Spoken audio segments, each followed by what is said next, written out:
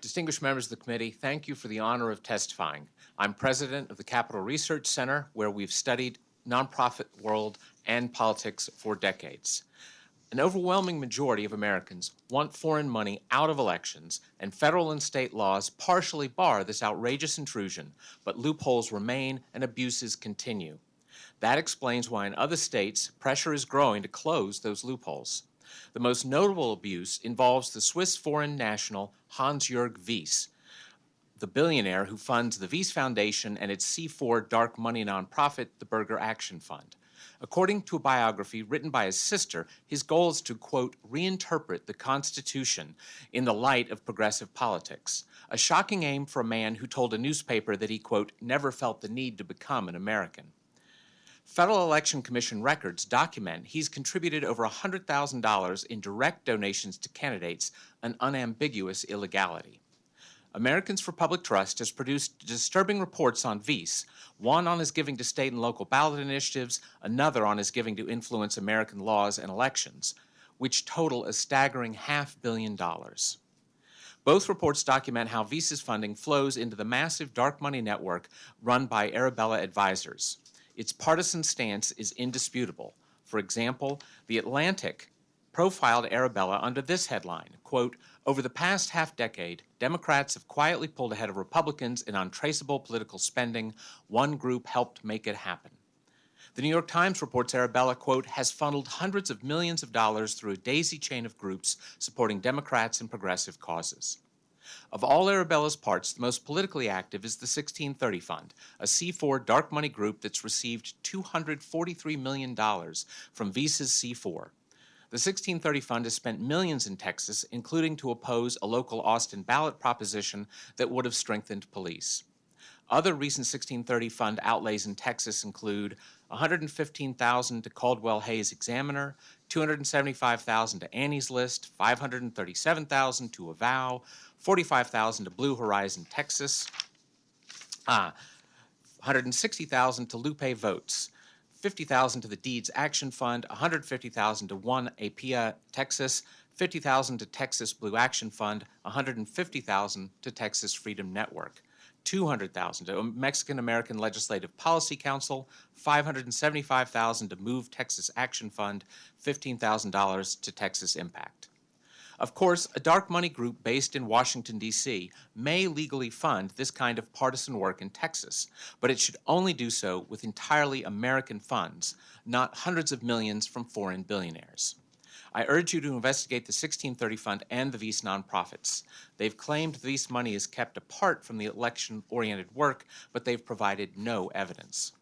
Arabella's network has also sent additional millions into Texas via its C3 New Venture Fund and its C4 North Fund. For example, $210,000 to Houston in Action, $300,000 to OCA Greater Houston, $225,000 to Texas Equal Access Fund, $25,000 to Texas Gun Sense, $150,000 to Texas Organizing Project Education Fund. Another significant challenge to election integrity involves C3 public charities that violate legal prohibitions against partisan election work, a prominent abuse on the left for over a decade. Liberal journalist Sasha Eisenberg, in his 2013 book, The Victory Lab, reported on the partisan nature of the Voter Participation Center. Quote, even though the group was officially nonpartisan for tax purposes, there was no secret that the goal of all its efforts was to generate new votes for Democrats. Unfortunately, the Voter Participation Center has made grants to Texas charities. For example, it gave the Barbara Jordan Institute $250,000, and it gave the Organization of Chinese Americans of Greater Houston $100,000.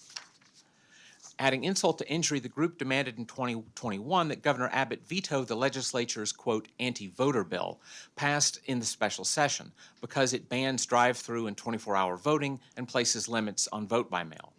The center's partisan schemes rely on the lack of such election integrity measures. That's why a super PAC founded by the mother of Democratic mega-donor Sam Bankman-Fried urged donors in a 2020 strategy memo to give to the Voter Participation Center and two other left-wing nonprofits because their efforts were the, quote, single most effective tactic for ensuring Democratic victories. The same Super PAC's 2024 strategy memo recommends Democratic donors only give to the third of the 2020 memo's endorsed charities, the Voter Registration Project. In 2020, the project did not target Texas, but Texas is a target state for 2024. That project deserves intense scrutiny for its apparent disregard of the law forbidding charities from operating as partisan voter turnout campaigns. America has no shortage of non-charitable groups that may properly engage in partisan turnout, but charities betray their entire reason for being if they step into partisan waters. Another abuse by charities is the private funding of government election offices. The most notorious case is the hundreds of millions of so-called Zuck bucks in 2020. Roughly 350 million of Zuckerberg's 420 million bucks passed through the C3 Center for Tech and Civic Life. The center received an additional $25 million from Arabella's network. The center was founded and is still led by 3 political operatives who previously worked at the New Organizing Institute, a C4 political nonprofit that Washington Post called the Democratic Party's Hogwarts for digital wizardry. The rank partisanship of the center's donations is clear in Texas. It sent nearly $39 million into 97 local government election offices across Texas in 2020. A whopping 94% of the money went to jurisdictions won by Biden. All 10 of the largest grants went to Biden jurisdictions. The center and all its dealings with those large counties deserve scrutiny. Its rebranded work under the name Alliance for Election Excellence is not, to my knowledge, active in Texas, but you should be on guard against that as well. Lastly, President Biden's Executive Order 14019, promoting access to voting, is another example of improper collusion between nonprofits and government, aimed at manipulating elections by ordering federal agencies to boost turnout and weaken election integrity. For example, it encourages finding ways to provide access to vote-by-mail ballot applications. The executive order appears to have been prompted by yet another charity, the left-wing Demos think tank. It aims for partisan turnout results, as the Heritage Foundation's Oversight Project and others have reported. The Oversight Project details numerous federal agencies involved, and it also documents the entirely left-leaning, Democratic-aligned nonprofits with which the Biden administration has collaborated. Media reports confirm this. For example, the Washington Examiner's recent report, quote, "Inside the left-wing dark money voter turnout operation targeting vulnerable patients." This documents how federally funded health centers have partnered with the charity Vote ER to register vulnerable patients. Vote ER has also received funding from Arabella's network. It works with 14 centers in Texas.